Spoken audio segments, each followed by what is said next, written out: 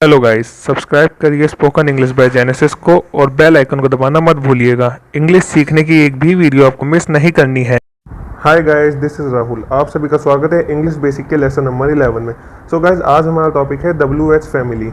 WH family में कई words होते हैं, कई शब्द होते हैं जिन्हें आप प्रश्नवाचक वाक्यों में यानी इंटेरोगेटिव सेंटेंसेस में यूज करते हैं। आपने अक्सर देखा होगा इंटेरोगेटिव सेंटेंसेस में जब, कब, कहा, कैसे, क्यों, किसके साथ, इस तरह के शब्द या शब्दों के समूह का कॉम्बिनेशन आते हैं तो आप वहाँ पर WH फैमिली यूज करते हैं, जैसे what, why, who, where, how, which, with whom, इस तरह के। WH फैमिली ऐसा क्यों कहा गया? क्योंकि इन वर्ड्स में W और H का यूज होता है। दो तरीके से WH फैमिली के वर्ड्स को यूज किया जाता है, एज एन इंटेरोगेटिव और एज ए कंजक्शन। इंटेरोगेटिव यानी प्रश्नवाचक वाक्यों में, जैसा कि आप अक्सर देखते हैं। कंजक्शन की तरह कब यूज किया जाता है, ये बात मैं आपको कंजक्शंस के वीडियो लेक्चर में अच्छी तरीके से समझाऊंगा।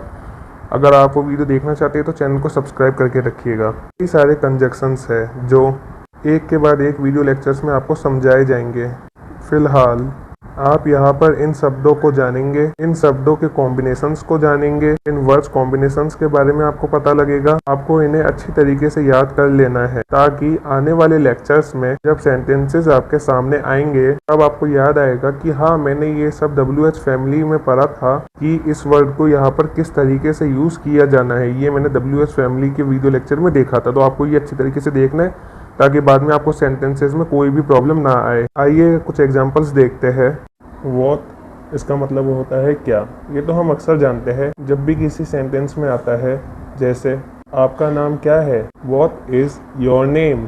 क्या के लिए आप क्या लगाते हैं, व्हाट। जो के लिए भी व्हाट लगाते हैं। अब एज अ कंजक्शन, ये बात आपको कंजक्शन के वीडियो लेक्चर में पता लगेगी। नेक्स्ट है हु का मतलब होता है कौन, और जो के लिए भी हु लगाते हैं, ये आपको कंजक्शन में पता लगेगा। इसी तरह से विच मतलब कौन सा, या फिर जो, ये भी आपको कंजक्शंस में पता लगेगा। देखिए, आपने देखा होगा, अभी आपने देखा कि हु के आगे ब्रैकेट में L लिखा हुआ है, इसका मतलब क्या है। विच के आगे ब्रैकेट में L लिखा हुआ है। मैं आपको समझाऊंगा कि इसका मतलब क्या है। L मतलब लिविंग मतलब सजीव, L मतलब नॉन लिविंग का क्या मतलब होता है, निर्जीव। यानी सजीव के साथ हु लगेगा और निर्जीव के साथ विच लगेगा। इसी तरह से हुज यानी किसका या जिसका, ये भी लिविंग के साथ यानी सजीव के साथ यूज होएगा। ऑफ विच यानी किसका या जिसका, ये निर्जीव के साथ यूज होगा। बिल्कुल रिलैक्स हो जाइए, आपको यहाँ पर सिर्फ इनको याद करना है कि आने वाले सेंटेंसेस में यानी नेक्स्ट वीडियो लेक्चर्स में जब सेंटेंसेस आएंगे तो आपको अपने आप पता लग जाएगा कि कहाँ पर हु लगना है, कहाँ पर विच लगना है, कहाँ पर हुज लगना है, कहाँ पर ऑफ विच लगाना है। ये सब आपको आने वाली वीडियो लेक्चर्स में अच्छी तरीके से पता चल जाएगा। अभी आपको रिलैक्स होकर केवल इनको याद करना है और समझना है। वेयर मीन्स कहाँ या फिर जहाँ। हु मतलब किसे, जिसे, किसको या जिसको। अब हम थोड़े और एग्जांपल्स देखते हैं। फ्रॉम वेयर मीन्स कहाँ से, जहाँ से। फॉर वॉट किस लिए, जिस लिए। वॉट फॉर किस लिए, जिस लिए, इन दोनों का मतलब एक ही होता है। सिंस व्हेन कब से यानी निश्चित समय। फॉरवर्ड और वॉट फॉर जिस लिए में इन दोनों का ही यूज़ किया जाता है, लेकिन कंजक्शंस में। सिंस व्हेन का मतलब मैंने आपको बता ही दिया, कब से, लेकिन जब किसी निश्चित समय के बारे में पूछा गया हो केवल जब ही इसका यूज होता है। और अगर अवधि के बारे में पूछा गया हो तो फॉर हाउ लॉन्ग का यूज किया जाता है। और फ्रॉम व्हेन का भी वही मतलब है, कब से, तो इसे भी यूज किया जा सकता है। देखिए, समझिए पहले।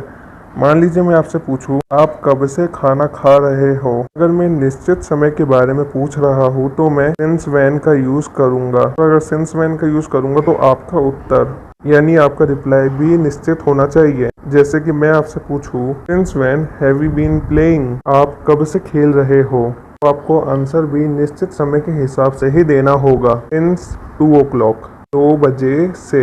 अगर यहीं पे मैं आपसे पूछता for how long have you been playing, इसका मतलब तो सेम है, सेंटेंस सेम है कि आप कब से खेल रहे हो, लेकिन मैं यहाँ पर आपसे निश्चित समय के बारे में नहीं पूछ रहा हूँ, बल्कि मैं आपसे पूछ रहा हूँ कि अवधि के बारे में मैं आपसे पूछ रहा हूँ, यानी ड्यूरेशन के बारे में मैं आपसे पूछ रहा हूँ। तो आप कहेंगे, मान लीजिए आप 2 बजे से खेल रहे हैं और अभी 4 बज रहा है, तो कितने घंटे हो चुके हैं, 2 घंटे हो चुके हैं। तो आप कहेंगे फॉर 2 hours। यानी सेम सेंटेंस, लेकिन आपने दो अलग अलग तरीके से आंसर दिया, क्योंकि मैंने दो अलग अलग तरीकों से आपसे पूछा। पहले मैंने आपसे पूछा since when have you been playing, तो आपने कहा सिंस 2 o'clock। फिर मैंने आपसे पूछा for how long have you been playing, तो आपने कहा फॉर 2 hours। तो अब आप समझ चुके होंगे कि क्या फ़र्क होता है कब से में, ये फ़र्क होता है। आगे बढ़ते हैं, अब और एग्जांपल्स देखते हैं। विथ whom किसके साथ या जिसके साथ, और whom किसके लिए या जिसके लिए, विदाउट whom किसके बिना या जिसके बिना, अबाउट whom किसके बारे में या जिसके बारे में, बाय whom किसके द्वारा या जिसके द्वारा, टुवर्ड्स whom किसकी तरफ या जिसकी तरफ। नेक्स्ट एग्जांपल्स, हाउ कैसे या जैसे, अनटिल व्हेन कब तक या जब तक। आप मान लीजिए कि मैं आपसे पूछूं until when are you here, कब तक यहाँ हो, until when are you here. यहाँ पर अनटिल व्हेन का यूज़ किया जाएगा। आप इन्हें रट लीजिए, ढंग से याद कर लीजिए। हाउ मेनी का यूज़ कब किया जाता है, कितने या जितने, काउंटेबल के साथ। काउंटेबल मतलब गणनीय है, गिना जा सके। ये बात मैं आपको काउंटेबल नाउन के वीडियो लेक्चर में आपको अच्छी तरीके से मैं इसके बारे में समझाऊंगा।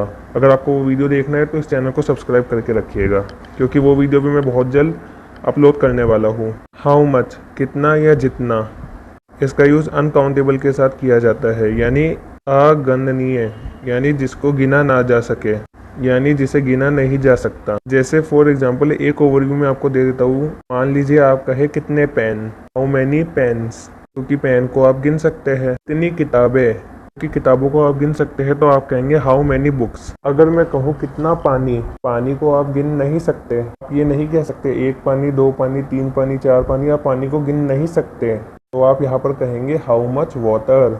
मान लीजिए आपके पास कहीं पर प्रश्न आए, आपके पास यानी एक क्वेश्चन आया कि क्लास में कितने बच्चे हैं। बच्चों को आप गिन सकते हैं, 1 बच्चा 2 बच्चे 3 बच्चे 4 बच्चे। यहाँ पर आप हाउ मैनी का यूज़ करेंगे, तो आप कहेंगे how many students are there in the class.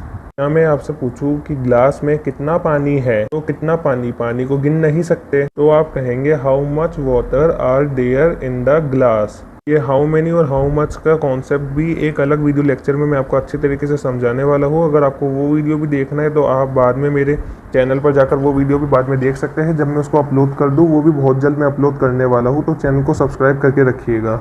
आगे बढ़ते हैं नेक्स्ट एग्जाम्पल्स की तरफ। हाउ क्यूट, कहीं पर मान लीजिए आपसे पूछा गया या आपने सुना कितनी प्यारी, उसे इंग्लिश में कहेंगे हाउ क्यूट। कितना दूर, हाउ फार। कितना अच्छा, हाउ गुड। कितना लंबा, हाउ लॉन्ग। कितनी जल्दी, हाउ सून। कितना पुराना, हाउ ओल्ड, या कितना बड़ा उम्र में, हाउ ओल्ड। पुराना हो चाहे बड़ा हो उम्र में, आप हाउ ओल्ड ही कहेंगे, चाहे वो उम्र में बड़ा हो या वो कितना भी पुराना हो, आप वहाँ पर हाउ ओल्ड का ही यूज़ करेंगे। अब कुछ और एग्जांपल्स देखते हैं, जैसे व्हाटएवर जो कुछ भी।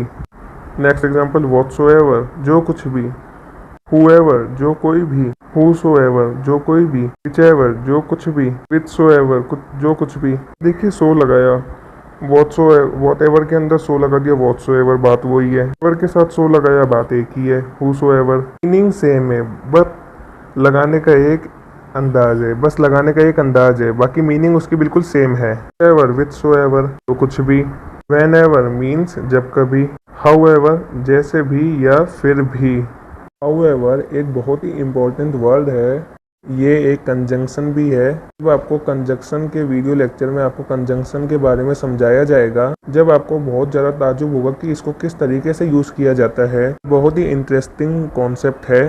बढ़ते हैं कुछ और एग्जांपल्स की तरफ, और थोड़े से एग्जांपल्स देखते हैं, जैसे whomever जिसे भी, whomsoever जिसे भी, what else और क्या, why so ऐसे क्यों, whereas जबकि, at what time किस समय, how come कैसे या किस तरह, whence कहाँ से या जहाँ से, what type of किस तरह का, what sort of किस तरह का, which type किस तरह का, what then तो क्या, in what way किस तरह से, at what way किस तरह से, in which किसमें या जिसमें। मुद्दा ये नहीं है कि आप सिर्फ इन्हें याद कर लें, याद करने के पीछे एक कारण है। जब आने वाले वाक्यों में इनका प्रयोग किया जाएगा, जब आपको कहीं सेंटेंस में ये पर्टिकुलर वर्ड कॉम्बिनेशन आया, अचानक आपको ध्यान आएगा कि WH फैमिली में मैंने इसे पढ़ा था और इसको यहाँ पर यूज़ किया जाएगा, तो आपके लिए ये काफ़ी आसान हो जाएगा। तो मेरी आपको ये सलाह है कि जितने भी WH फैमिली के वर्ड्स मैंने आपको इस वीडियो लेक्चर में बताए हैं, आप इनको अच्छी तरीके से याद कर लीजिए और इनको समझ समझ के याद करिए ताकि ये आपके आगे भी काम आए। Guys, I hope you like this video. अगर आपको ये वीडियो अच्छा लगा हो तो इस वीडियो को लाइक करिए, चैनल को सब्सक्राइब करिए और बेल आइकन को दबाना मत भूलिएगा। और अगर ये वीडियो आपको अच्छा लगा तो इस वीडियो को ज़्यादा से ज़्यादा शेयर करिए अपने दोस्तों के साथ, अपनी फैमिली मेम्बर्स के साथ, ताकि और भी लोग इंग्लिश सीख सके।